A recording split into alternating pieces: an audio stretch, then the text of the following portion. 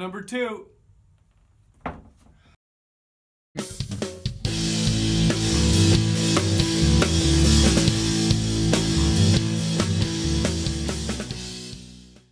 Hey guys, welcome back to the Goodview Woodworks YouTube channel. Today is part 2 of the epoxy coffee table, and here on this video we're going to be showing you how to prepare your slab before you cast it in the resin. And what I have here is this really funky, really strange, really dry piece of pecan, or how do you say it? Pecan? Pecan? Pecan? No. However you want to say it. Anyway, what we want to do today is, I think the plan is we are going to cut it right about here. We're going to cut this slab pretty much straight across here, and then we'll keep this area down here, and then however long the form is, we'll cut that line across there. And that's what we'll use, because I like this knot here, and I like this here. It'll give it some character.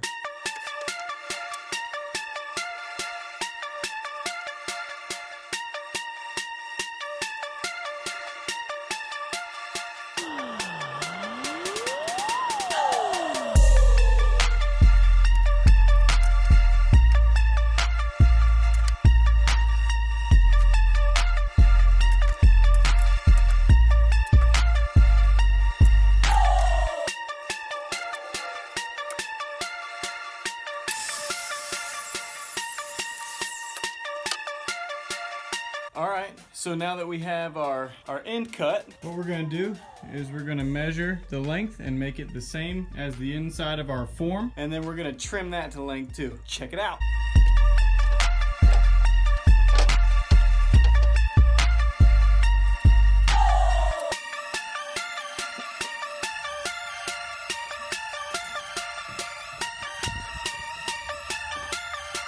Alright, we got about 42 inches. So what we'll do to 42 inches. Where's my dang pencil at? Oh, here it is. So make a mark at 42 right there. At 42 right there. And now we'll proceed to cut the other end off. Stick this right here so I don't forget it. You know what I'm saying? Ingenuity.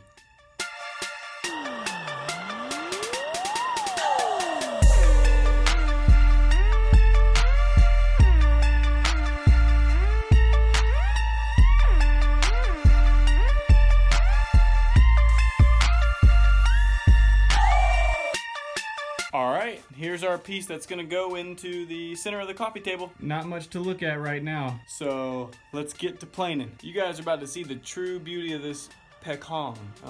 It looks super gray right now, but actually it's like a very light brown, light caramel, or caramel. See, there's another one of those words. You know, caramelized sugar, like a light color of that. You can kind of see it on the end grain there. See the difference in color?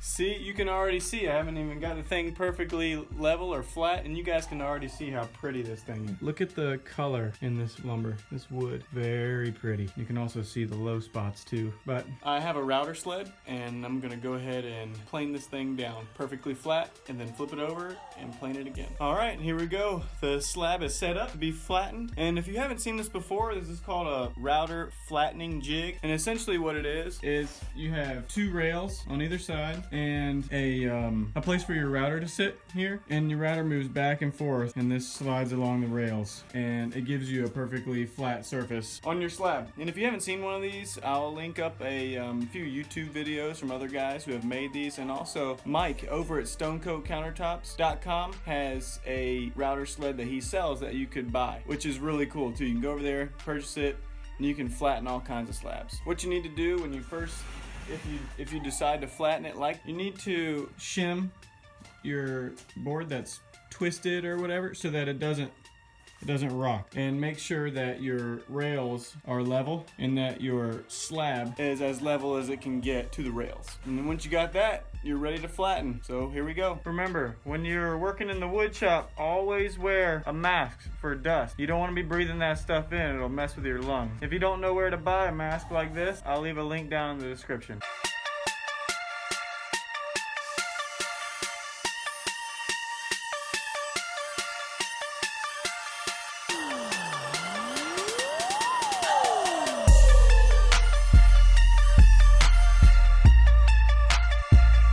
Okay, I'm gonna stop right here right after I first started to show you guys what it means to flatten, okay, in case you weren't sure. So when I'm going over with the router, it's making a perfectly flat surface, and I'll show you what I mean here. Okay, so you can see it's taller on the edge here, and then it cups, dips down right in the middle, and then it comes back up. So this is how I'm flattening the table. I'm gonna make it perfectly flat. So I'm just gonna keep going back and forth until the whole thing is flat. And then I'm gonna flip it over and do it again. Now, this is kind of the boring part where I'm just going back and forth a bunch of times, so you get the idea. I'm gonna go ahead and do this, and I'll get right back to you. Woo! It's hotter than a goose fried and chicken fat up in here. Finally finished flattening the top. Let's take a look. So you can see it's got some of the little router marks in it. It's not too bad. I can sand most of that out. I can sand all of it out, but nice and flat. Here's a little low spot, but it's so low I can sand this too. It's looking nice. Real pretty. I'll get a level so you can kind of see how flat it is. See? Flat all the way across. And here you can see that low spot. You can see how low it is. Hardly anything. I'm just gonna use a sander, sand that part out. All right, I'm gonna flip it over, do the same thing. All right, so I flipped it over. I wanted to show you guys how cupped it was. So now it's perfectly flat. You can see perfectly flat on the top. But look at the bottom. See, it's got a big old cup right here in the middle. So I'm gonna go ahead and flatten the other side, and once that's done, all we have to do is sand it to about 220, and it'll be ready to cast into a table. Yes! I also have another little quick tip for you. If you have a lot of material that you have to remove from the router, get one of these. This is a surface planer, an electric planer, and if you see this is a Ryobi. Look at that blade. So that blade is 3 inches across, so I can take 3 inches of material off in one pass. So what you could do is you can set it to take off like a 1/16 inch at a time and get it relatively flat, and then go back with your router. That way you're not putting so much strain on your router to remove a lot of material, because it really binds up, and you don't want to do that. You don't want to hurt your router, and you definitely don't want to break a bit off. That's even worse. So this tool is so cool, and it saves a lot of time. So check it out. I'll leave a link down in the description. So if you guys want to buy something like that, or you are interested in it, go ahead and click that link, and it'll take you right over to it.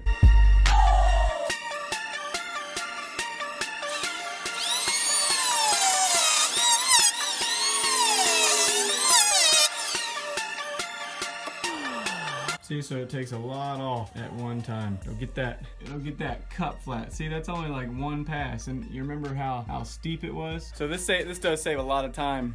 So get yourself one of those.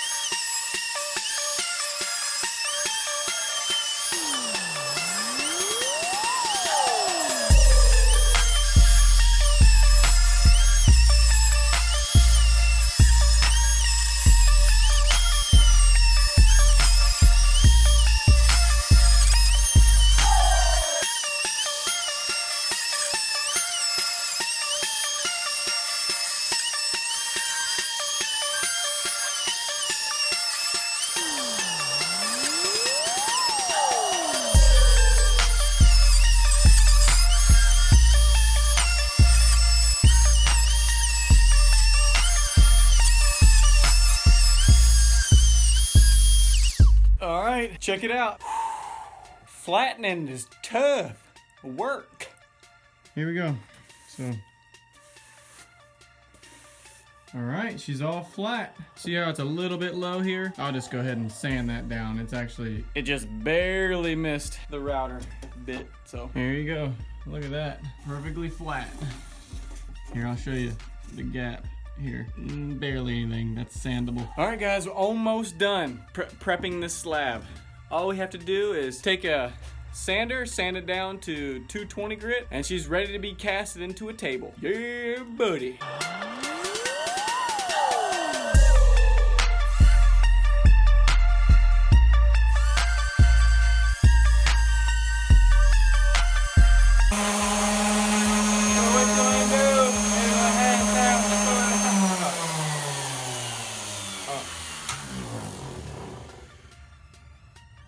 So what you want to do is sand it until all the router marks are gone, till it's perfectly smooth.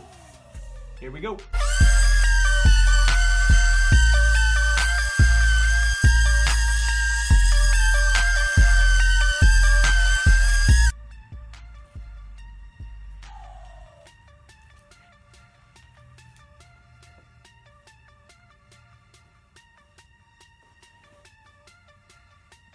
Alright everyone, she's all done. It's awesome pecan as I like to say, slab is all ready for casting. Check me out next week when we go ahead and put this in the mold that we made. If you haven't seen that video, I'll link it up in the card above. And I'm really excited to put this into the mold and go ahead and cast a table out of it. It's gonna be great. If you've never been here before to the Good View Woodworks channel, go ahead and hit that subscribe button. Also hit the bell to the right of the subscribe button to get notified when I post a new video each week. But until then, thanks for hanging out with us. Ski-oo!